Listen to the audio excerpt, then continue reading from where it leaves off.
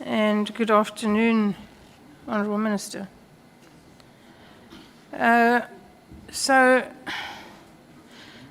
Minister Mkhwanazi, I'm really struggling to understand what all this fuss is about. None of this information is new. I put this to General Masemola as well. None of this is new. We've all known about corruption in the police for years, 10 years, more, 14, 15 years. We know the police are corrupt, largely. We know they're very good policemen who go to work every day and do their very best. And we're very grateful for them. But we know that there's rife corruption in the police. Everyone knows. So this is nothing new. And the things mentioned by General Mkhwanazi at his press conference, while they're deeply concerning, are also nothing new. He packaged them in one afternoon, but they're nothing new. We've known all of that information has been around for ages. So what is this fuss about? Why the press conference? Why all of this? Can you tell me?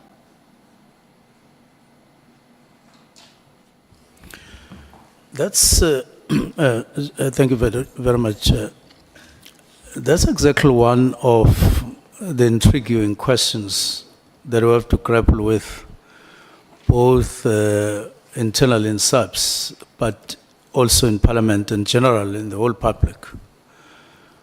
That there are things that are refusing or resisting to change. For instance, there is a perception out there, I don't want to lie, that SAPS is corrupt, or there is corruption in SAPS. That is persisting. There's corruption in SAPS. The perception that says crime is not under control. And I've always said, yes, crime may not be under control or is not under control, neither is it out of control. But there's a concern there, running general. And I did, in my interactions with police, say there are the character of crime in the country is also featuring certain specific geographical areas in each province, known people or groupings of people, as an ongoing characterization of criminality in South Africa. And that I'm worried about that, and I don't think that we can't overcome that. But I would say it in response directly. On the side of crime and corruption, maybe pointed at, but within SAPS, let us wait until this ad hoc committee finishes its work or completes its work, until Nhlanhla also completes their work, to have a full spectrum or a fuller spectrum of the extent of what we see now in reality. And I believe that we'll see a particular extent, and we'll then be able to say, let's then apply our mind to say, what do we do with all of this in terms of extent and depth? But it's a concern. It's concerning. There's hardly a day you hear when, there's hardly a day that passes without you hearing of this corruption or not corruption, that omission or not, and so on. So if you are sharing a concern with me, I'm sharing also, I'm saying that I share that concern. And at some point, maybe this time around, we need to bring or minimize these concerns substantially. Otherwise, it can't be a permanent perception and a permanent feature that people have these problems and concerns around South African Police Service. Thank you, Minister. Well, you see, that's part of the problem. Part of what I'm asking you is really, why now? We've known about this for more than 10 years. I've known about it, you've known about it, everybody in this room has known about it. And the only people who don't know about it are people who clearly live under a rock. And so it can't be the job of South Africans, it can't be the job of this committee, it can't be the job of the Nhlanhla Commission to tell you, and in fairness, you're a new appointment, but you're the minister, you must take the heat, to tell you and the senior management of the South African police how to deal with crime or what the problems are. Why don't you know it? Why does your management not know it? Why is there no discipline in the South African police service? Why is crime intelligence such an inordinate, absolute mess? And why hasn't it been fixed? We wouldn't be here if this had been addressed when it should have been addressed. And why hasn't it been? That's really my question. Well, I believe that everything has its own time. Maybe we must agree as a country that it is time we all set about correcting the wrongs.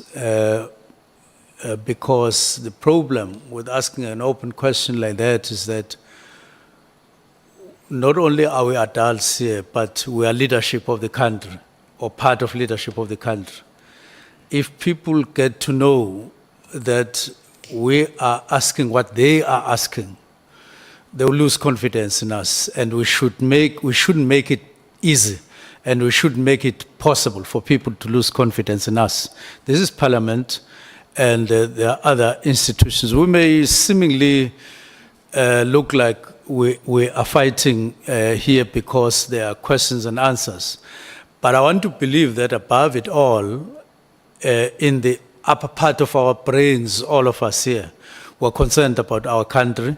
We want these wrongs to be corrected in a manner that is correct, so that at the end of the day, we have South African police that all of us are proud of.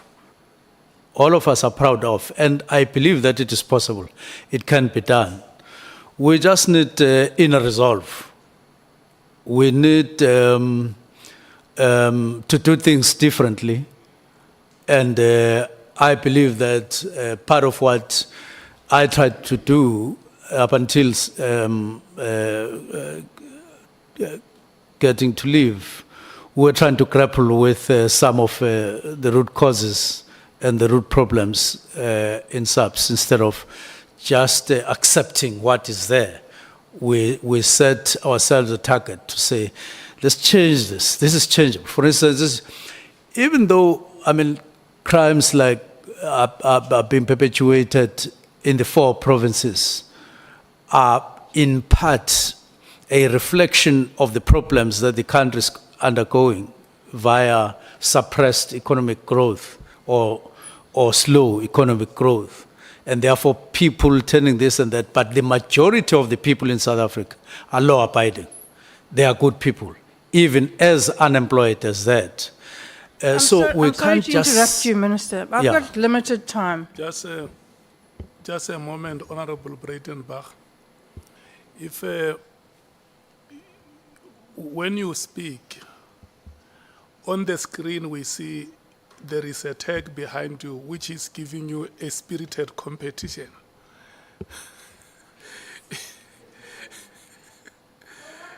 There is a tag behind you to your left.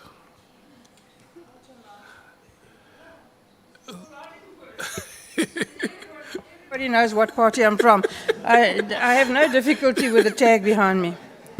Yeah, if anyone thinks I'm from Al Jamar, then they're also living under a rock. You can proceed. I just wanted to bring it to your attention. And if you are comfortable with it, I'm very comfortable. Everybody in the whole world knows I'm not from Al Jamar, nor will I ever be. I'm sorry to interrupt you, Minister. I have limited time. And so I don't want to enter into a discussion with you. Maybe at another time it would be interesting, but today I want you to answer my questions, please. And I want you to do so concisely. Okay.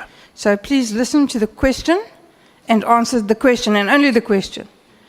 We can have a discussion at another time. I'd be very happy to do that. Okay. So I want to know from you why the South African police is in the state it's in. No discipline, no authority, generally speaking. I'm not disputing that there are policemen who do their job. There are. I'm not disputing that the majority of policemen are quite likely good, honest people who go to work every day and do their best. But generally speaking, there's a serious problem with corruption in the police. There's a serious problem with a lack of discipline. There's a serious problem with lack of authority, and crime intelligence can only be described as an unmitigated mess. And I want to know why this hasn't been addressed in the last decade and a bit. I don't want to know about how we all feel. I think we all know how we all feel. And I just want to tell you that if you think most South Africans have got confidence in the South African Police Service, you're wrong. And if you think most South Africans think crime is under control, you're wrong. Well, I don't have a straight answer why it has been like this for the number of years that you're talking about. What I know and what I'm determined to do is to play my role in what I share in part or wholly with you, that there are concerning matters within SAPS and they need to be addressed, and they need to be addressed soonest without any delay. That I regard as my answer, and that it requires a lot of determination to do that. What have you done since your appointment to do it? Pardon? What have you done since your appointment to achieve that? Now, the first thing, or part of what we have done, is to insist that this is an organization, and it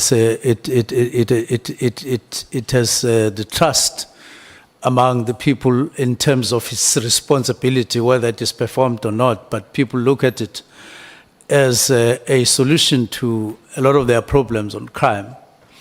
And two of the things that I believe stand out in what we've done, we felt that SAPS require a kind of a workshop that we held so that we can look at some of the conditions of work, because if people are frustrated, if people are not answered, are not responded to on this and that, they won't be happy and they won't perform. We did that. And my impression was that people recognize that, and they are prepared to pick up right from the systems at police stations to other things that would make them enjoy their work while they are at work, in all manner of things. We then called the summit to endorse that, and we've begun to implement that since we got appointed.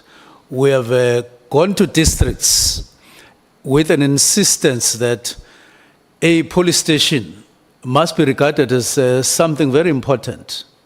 And we were on our way to doing so, because my sense was that we don't have a high regard in terms of the value of a police station, other than just generalizing. You're starting to have a discussion again. Please stick to the question. Pardon?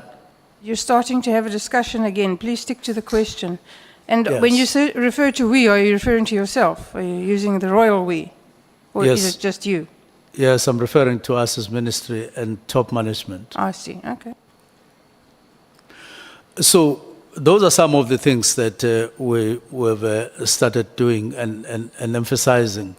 That let's do the work, let's make sure that all the units are able to do their work, and then we restructure. We're in the process of restructure. I was quite happy with the outcome of our engagement. Like I said, the creation of a new division, like I said, the implementation of the new structure was promising to me, because those were practical things that you realize, if implemented, would be able to deal with some of the problems that we have. Because at the center of everything is when people feel safer and safer, instead of them feeling more and more vulnerable, which I believe was the trend that we needed to cut.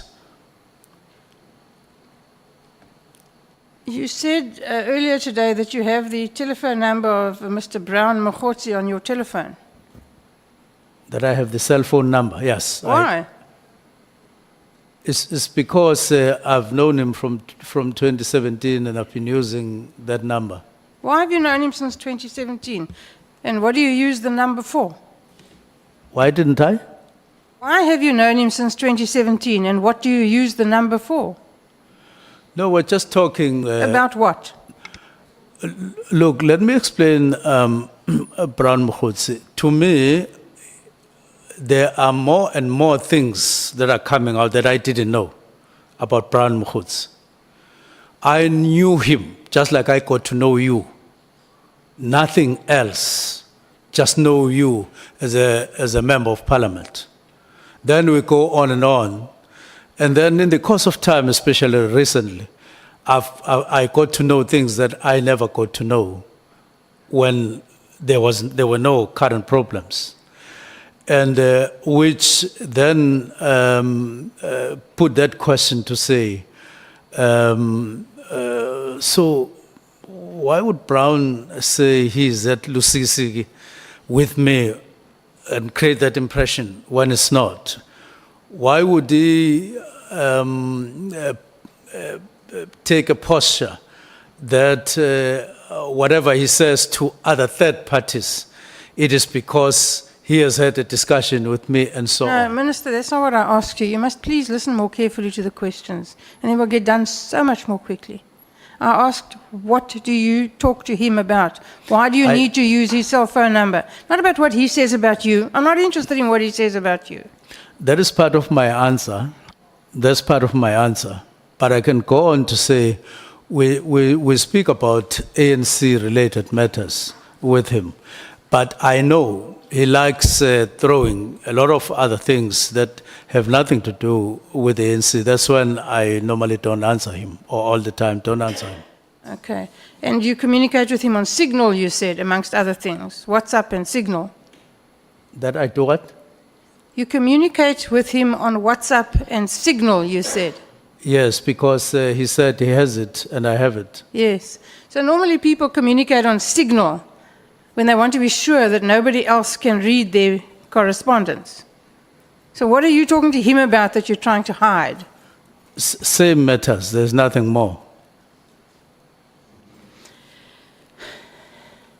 So this issue between General Mkhwanazi and yourself and Masemola and Sabia, this is just a factional battle in the South African Police Service. Is that what we must accept? It's a battle for power. The head of the Hawks position is becoming available, or is available. Masemola is due to retire soon. Is this a factional battle? Have we been called here to sit here for days and hours on end to deal with a factional battle in the South African police? Well, what has happened, which I know, is that when I issued directives, my view is that General Mkhwanazi took a personal stand against what I did for his own reasons. That's why, among other things, even when General Kumalo and others got arrested, Chief of Staff told me that he sent a message that gloves are off. As far as I'm concerned, the earlier response to what I'd done was personal, very, very personal. He took matters personal rather than as a police officer who would then engage openly. That's why there would be things like if he's clean and so on and all of those things. And when General Kumalo gets arrested, he then say, Chief of Staff must inform me that that gloves are off now. So in my view, all that has happened, the trigger on these matters that we find ourselves on here, the trigger is the directives. That's the first trigger. The second trigger is the arrest, where General Mkhwanazi kind of take a personal posture into matters of SAPS, which are not necessarily his personal, is part of that. Yes, of course, he's got a job to do. Do you think that you are entitled, in terms of the prevailing legislation, to give the directive that you gave? Do you think that as minister you have that authority? Or do you think that you've overstepped the mark? I have not exceeded the mark. I would not have done that if I ever thought that I would be operating or maybe operating outside legislation. I have never done so in the past.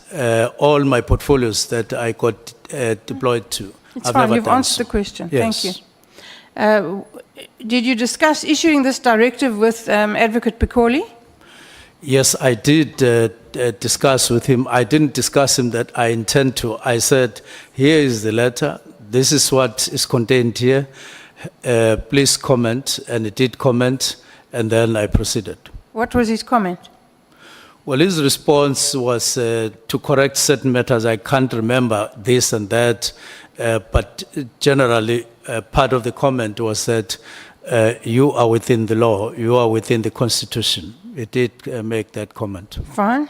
Now, General Masemola has taken exception to your directive. He ostensibly gives effect to it, but in fact, as you call it, the National Political Killings Task Team is still functioning, according to General Masemola. So he has, in fact, disobeyed you. I can't get your question clearly. General Masemola says that, A, he thinks that you can't give him this directive. Oh, yes. But he regards you as his boss, which I find horrific. And he will give effect to your instructions, but he has not done so. The task team has not been closed down. So what are you going to do about that? Well, that took me aback. I was taken aback when National Commissioner spoke like that, because it means that it would have meant that, or it meant that, on one hand he agreed, on the other he didn't agree. When he sent the letter from his office, or when his office sent the letter on the 3rd, when he made the presentation, when he wrote to me on the 22nd, when he made the presentation or okayed the presentation on the 5th and the 6th, what I understood him to be doing was that we were in agreement that we have to wrap. I had no other hidden side or feeling that, in fact, he was not, were not together on the matter. He had not done that before.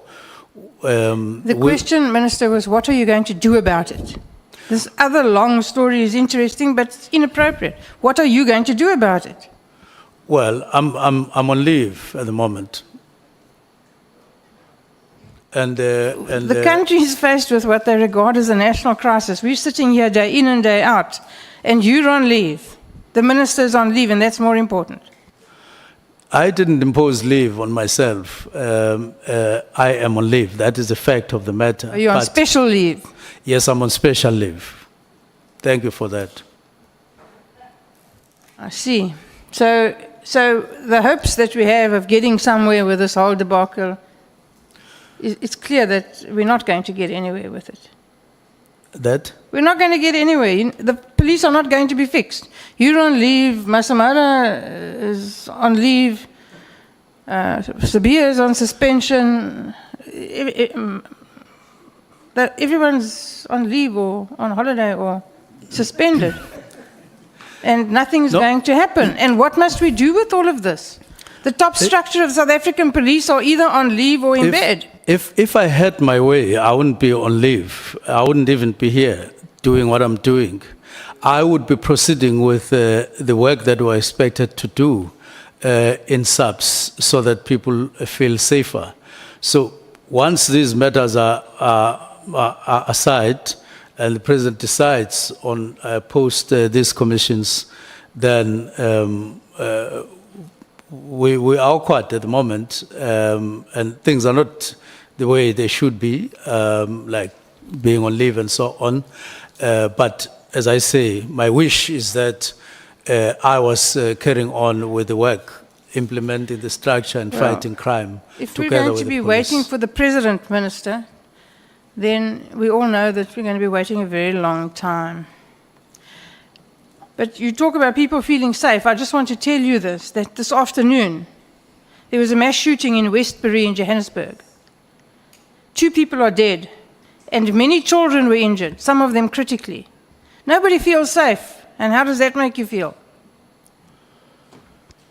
It's a sad matter to get those news. And in police in South Africa, together with ministry, I know that you grapple with issues on your conscience that had you done this, possibly this would not have happened. And it haunts you all the time. And therefore, I feel sorry and sad for what you are putting across. But the main thing is the sooner we get over this, the better. And there are more other ugly incidents that have happened as well. And all of them, those that are said, we feel they are a letdown to the country. Let me tell you what I think the problem is with the police, Minister, and then you can comment on it.